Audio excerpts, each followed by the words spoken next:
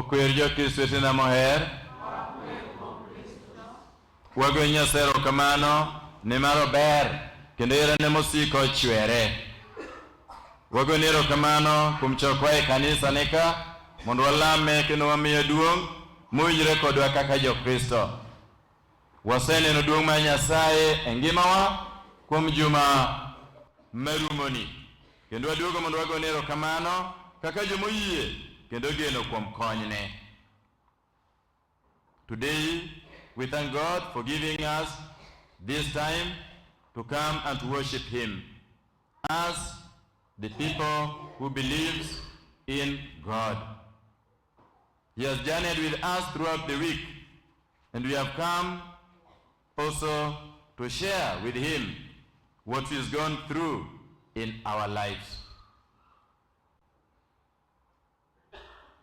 Esomo makwongo, Isaya koro wach korka sand jawar. Ni obiro yudo sand, to Nyasaye biro rese kuom sandne koting'e malo. The first reading is talking about the suffering servant of God, described by prophet Isaiah. Esomo mar ariyo, Jakobo matakadi puonjowa mondo wanyis yie mwan-go kuom timbewa mapile, to moloyo kuom konyo osiepewa kod jowetewa. The second reading from the book of Jacob or James is telling us to show and demonstrate our faith in good works, particularly in helping our brothers and sisters. Evangelii Jesus Christus nyiso jo otene ratiro ni onego bed jawar ma biro sandore, to jalupne bende nyaka yie gi sand kod tich matek ni mondo oyud resruok mar chuny gi mar ngima mochwere. In life, we love to associate. We love to identify ourselves with those who excel at something in our society, in our community, and in our church. And we look at losers as failures. The people of Israel also had that view. They were associating themselves with good to do people and were dissociating themselves with failures. This is what the people today do, and the olden people used also to do. Ji mang'eny ohero riwore kod jogo madhi maber e ngima. Kendo ji mang'eny ok ohero mako osiepe kod jogo mok dhi maber e ngima. Maendi waneno kamano, to kata jowetewa ma Jo-Israel be nene kamano. But God judges people totally differently. The greatest is the one who allows himself to be defeated by love. Nyasaye kaka nenowa, kaka oyalowa, to pogre. Nimar jogo madongo e dierwa oneno gin gi dongo nimar gin kod hera maduong'. Jogo madhi maber e dierwa, Nyasaye neno kaka jogo mohero jowetegi kendo timo timbe mabeyo. E muma machon, in the Old Testament, God expressed His choice for the people of Israel, not because they were famous, but because they were the insignificant nation. But above all, they loved God. Nyasaye noyiero oganda mar Jo-Israel ok nikech ne gin jogo ma nyingegi nopong'o piny, to ne gin jogo mane tin moloyo. Hera mar Nyasaye ne ni kuomgi ahinya. God chose David, the youngest son of Jesse, and made him a king. Isaiah, the prophet in the first reading, describes the suffering servant of Yahweh. He's a man depicted by Isaiah as a man who was persecuted, afflicted, insulted, mocked, jeered at. Why?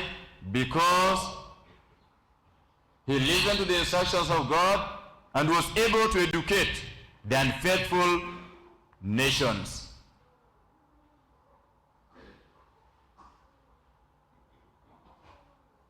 But God did not reject him.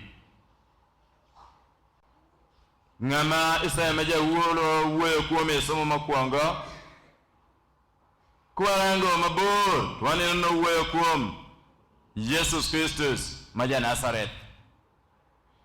Nen jatich Nyasaye mane dhano chayo, dhano nyiero, dhano kwedo. Nimar nobiro mondo ya wenge ji. Nobiro mondo duog ni ji ne mama Nyasaye. Nobiro mondo mi ji ngima. Kata kamano, wuon mare Nyasaye ok ne oweye. Mamiyo wara nyisi ni, wan bende kwasiko kwatimo gigo mabeyo, Nyasaye ok anowewa ngang'. Ng'enji mor kod gigo mabeyo, kata kamano ng'enji bende ok ohero gigo mabeyo. Ket kori, bed kod kinda e timo gigo mabeyo, to Nyasaye ok anoweyi. Ji biro wacho mang'eny kuomi, to Nyasaye to nomor kodi. Continue doing the right thing. Continue trusting in God. Continue being faithful to God. People will say many sorts of things. Others will praise you. Others will reject you. But God will never, never abandon you.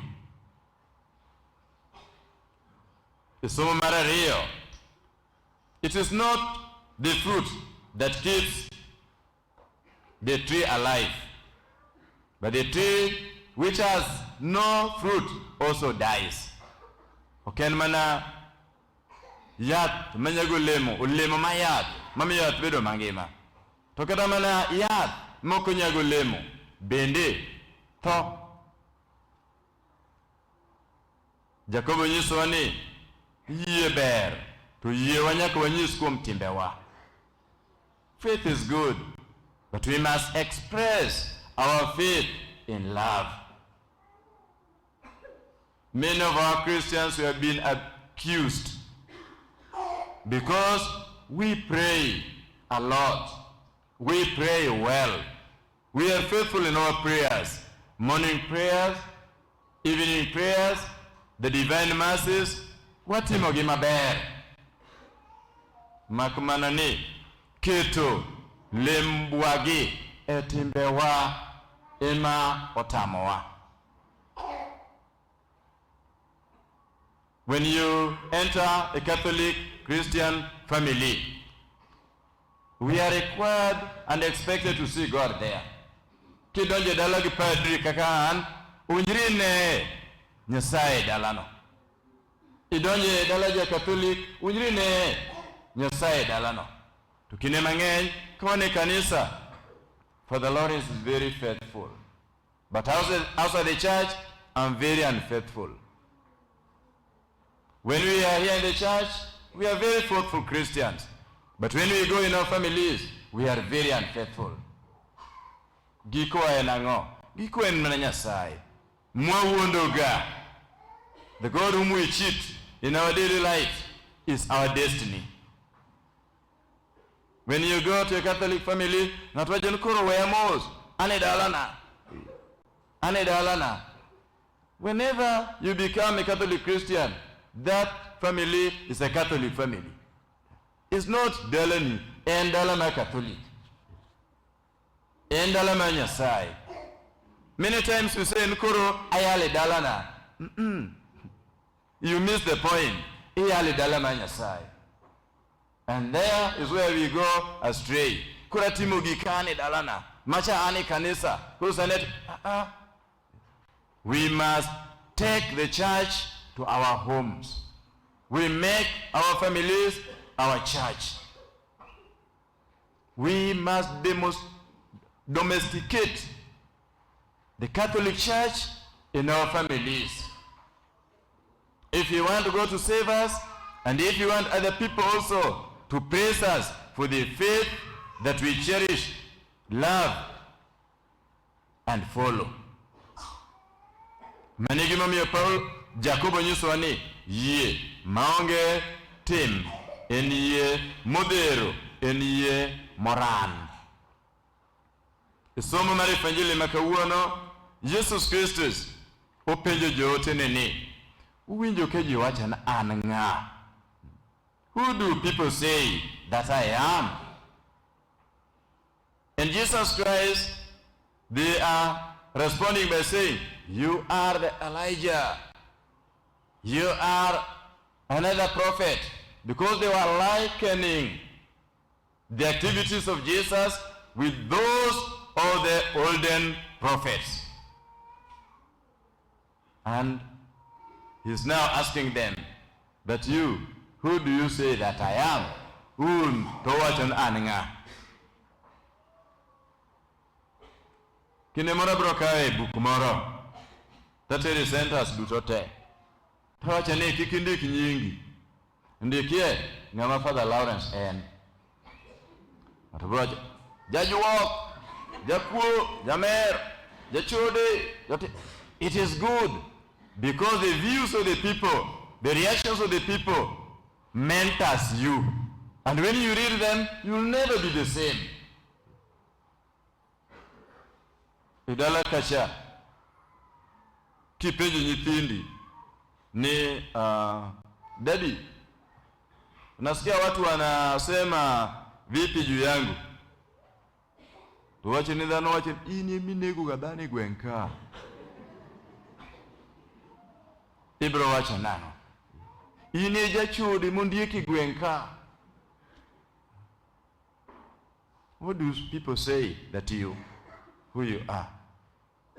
Penjenya waduno ni iwinjo oko wacho udum no oko wacho gima uwinjo akadano wacho. Penje ni winjo akadano wacho an nga. No kaji mang'eny kuro luor. Kech ng'ato nyalo wacho ni gima kiwo kadhi na gori piny. But that is what we are. Yes.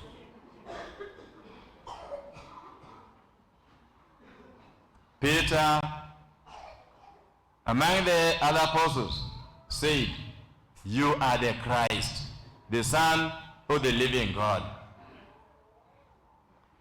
Peter answered rightly, but in his mind were peopled and clouded by other evil things.